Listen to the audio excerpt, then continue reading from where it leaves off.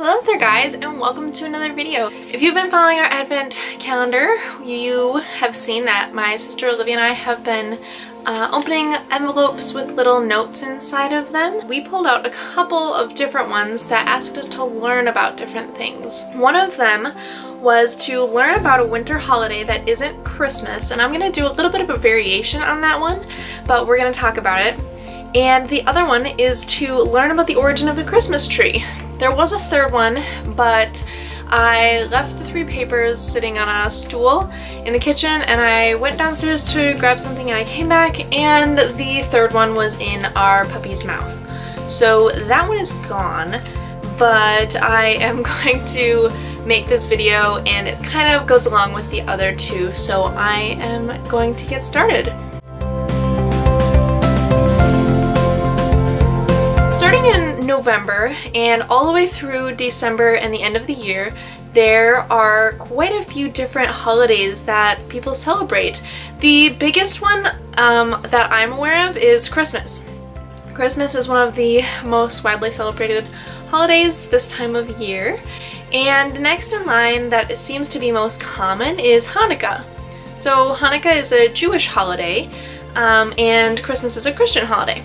Other religions have other holidays that they celebrate as well, but it doesn't seem from what I have learned that they are this time of year. So I'm just talking about November and December, but it was really interesting learning about people who practice different religions when they celebrate their big holidays. So that was really interesting to learn about. So first I'm going to talk about Hanukkah. So I've got my notes here, and I will leave a link to the resources that I got these from in the description below. I really hope that I don't offend anyone with this video if any of what I say is inaccurate. I am doing my best for what I know and what I know from my point of view. So if I am not correct, please politely correct me down below and let me know, because I love learning new things. For 8 days each, November or December, Jews light a special candle holder called a menorah. They do it to remember the ancient miracle in which 1 day's worth of oil burned for 8 days in their temple.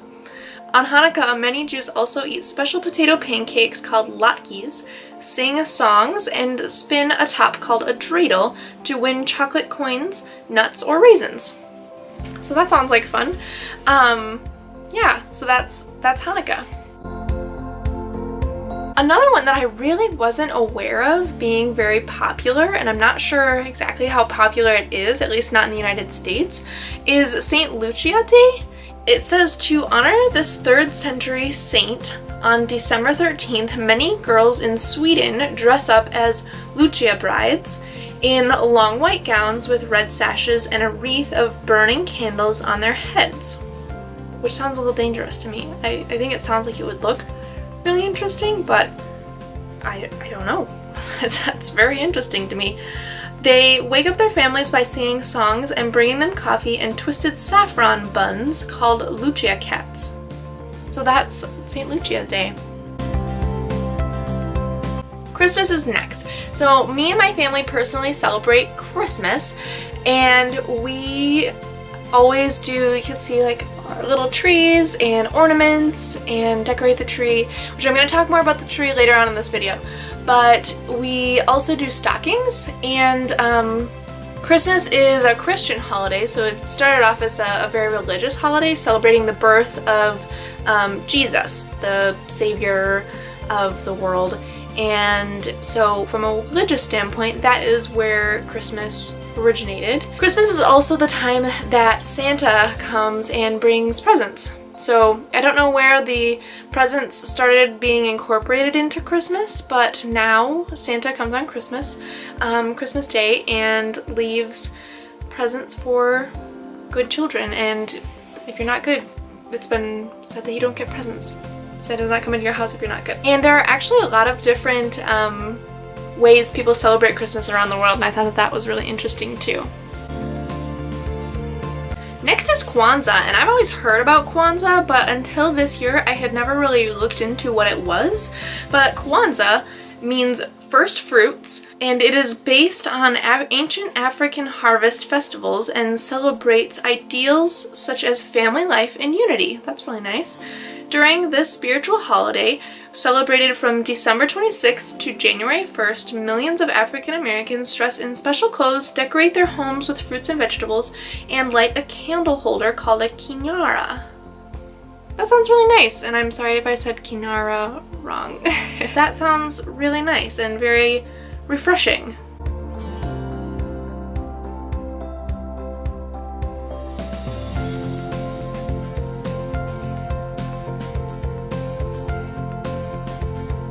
So the next biggest ones that are celebrated at the end of the year would be New Year and Chinese New Year.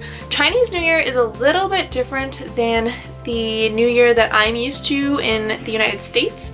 Most of the time for the New Year, at least American New Year's traditions would be that oftentimes people go out for a nice dinner or have a nice meal at home. It turns into a lot of parties and like fancy dresses and fireworks.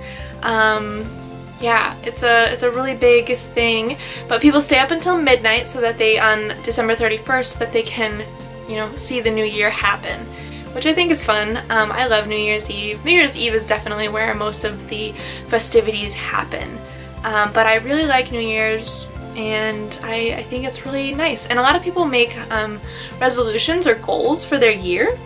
And I'm actually going to be talking more about New Year's in a later video after Christmas and Vlogmas is all over. So stay tuned for that. Make sure you're subscribed if you're not so that you can catch that video also. So Chinese New Year is a little bit different. I'm going to read what the notes say here because I am not very familiar with Chinese New Year. Many Chinese children dress in new clothes to celebrate Chinese New Year. People carry lanterns and join in a huge parade led by a silk dragon, the Chinese symbol of strength. According to legend, the dragon hibernates most of the year, so people throw firecrackers to keep the dragon awake. That is really interesting, and I've always thought that Chinese like silks and their festival colors are just really bright and beautiful, so I would definitely like to learn more about Chinese New Year in the future. Okay, now onto the second part of this video.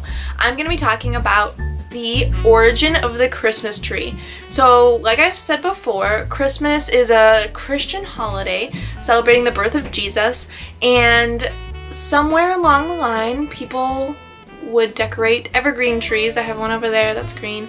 We have a big one upstairs. Some people do tinsel and garland, but it's mostly evergreen trees. This one's a tinsel tree, but our tree upstairs is a live evergreen tree. A lot of people have fake trees now too, like plastic ones that are like really nice and uniform and they don't drop needles all over the floor, but we have one of each. We decorate it with ornaments. Some of them are special, some of them are just pretty and shiny, and some people do themed trees. There's a really cool exhibit at the Field Museum, I believe, and it's either the Field Museum or the Museum of Science and Industry, and they do the trees around the world, so it's really interesting to see the different types of trees decorated for different areas of the world. But decorating a Christmas tree is, to my knowledge, has nothing to do with religion at all. It's just a symbol of Christmas. And so I'm going to read here what it says about the origin of the Christmas tree. It is a widely held belief that Martin Luther, the 16th century Protestant reformer, first added lighted candles to a tree. Walking towards his home one winter evening, composing a sermon, he was awed by the brilliance of stars twinkling amidst the evergreens. To recapture the scene for his family, he erected a tree in the main room and it wired its branches with lighted candles. Germany is credited with starting the Christmas tree tradition.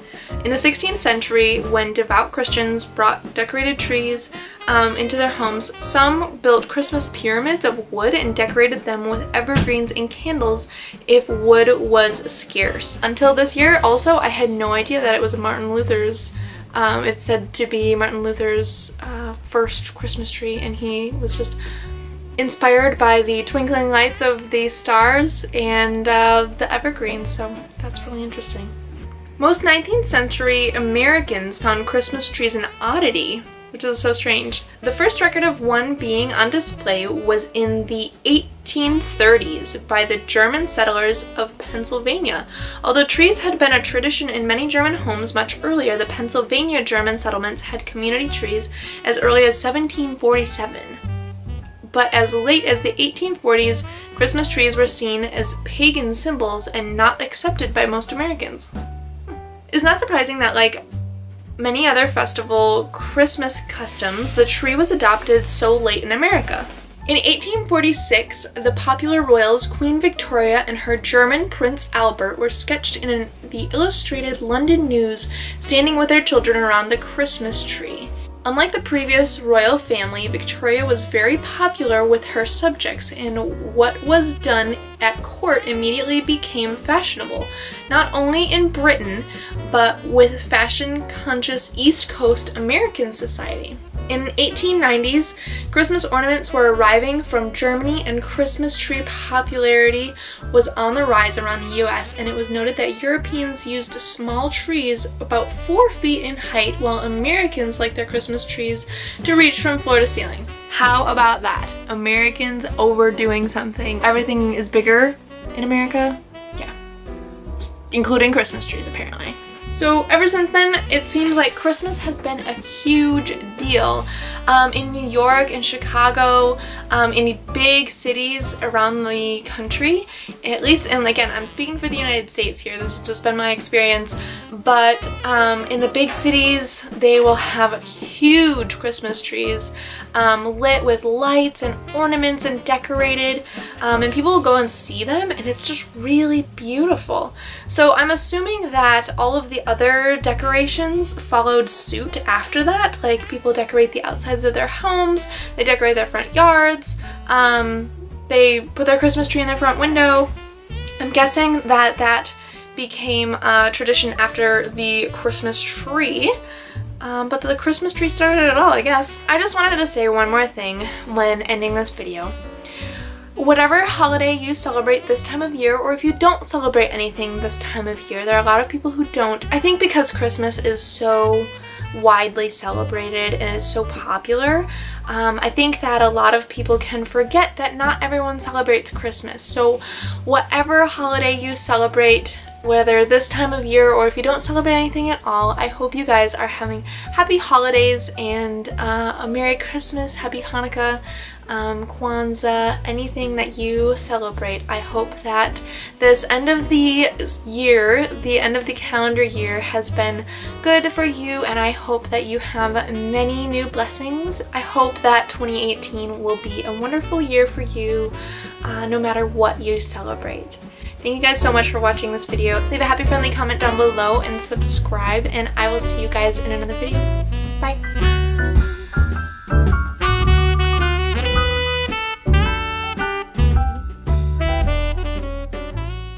Which I think is fun. I love New Year's Eve. New Year's Day is, New Year's Eve is definitely where most of the festivities happen.